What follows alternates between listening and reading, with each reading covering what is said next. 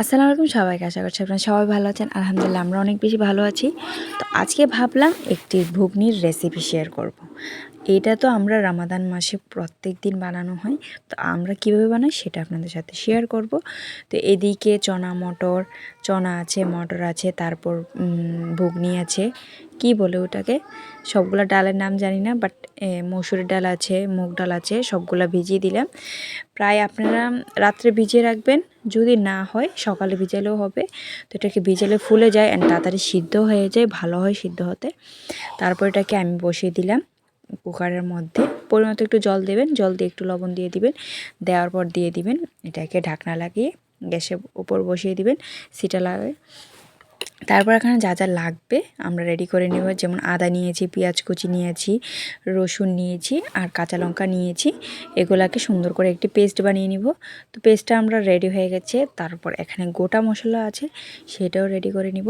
তো এদিকে বলতে বলতে এদিকে আমাদের এটা রেডি হয়ে গেছে, আমাদের সিটিও দিয়ে ফেলেছে, সিদ্ধ হয়ে গেছে ভালো করে। তারপর এখন নামিয়ে নিলাম। এই দেখতে পাচ্ছেন আমাদের সবগুলো সিদ্ধ হয়ে গেছে। আর এটাকে একটু ভেঙে দেখালাম, দেখুন কত সুন্দর করে সিদ্ধ হয়েছে না। এখন এটাকে বানাতে আরও বেশি সহজ হবে, কারণ তাড়াতাড়ি সিদ্ধ হয়ে গেছে। তারপর একটা কড়াইয়ের মধ্যে দিয়ে দিলাম পরিমতো তেল। এটাকে আবার চুলায় নিয়ে আসলাম, কারণ চুলার রান্না অনেক বেশি ভালো হয়। তো দিয়ে দিলাম কুচি কুচি করে এইভাবে ছোট ছোট পিস করে আপনার আলু দিয়ে দিব। আলু দিয়ে আলুটাকে সুন্দর করে আগে ভেজে নিলাম।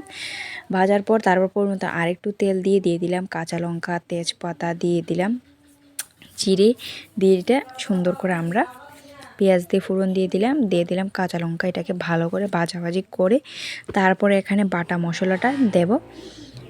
তারপর দিয়ে দেবো পরিমাণ লবণ, 1 চামচ হলুদ, ধনিয়া গুঁড়ো, দিয়ে দিব একটু গরম মশলা। তারপরে দিয়ে সুন্দর করে এটাকে একদম মিশিয়ে নেব। তারপর মশলাটাকে একদম ভালো করে কষানোর পর দিয়ে দিব আমরা মটরগুলা দিয়ে ভালো করে এটাকে নাড়াচাড়া করে নেব।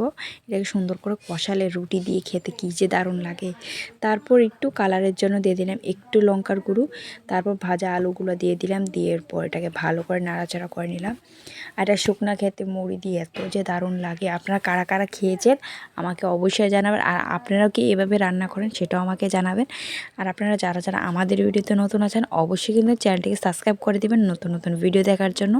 তারপর এটাকে পরিমতো জল দিয়ে একটু সিদ্ধ করে নিলাম। সিদ্ধ করার পর পরিমতো আরেকটু স্মেলের জন্য আরেকটু গরম মশলা গুঁড়ো দিয়ে দিলাম একটু ধনিয়া পাতা। তারপর নামিয়ে নিলাম। আর এটা এখন রুটি দিয়ে খাবো আমরা।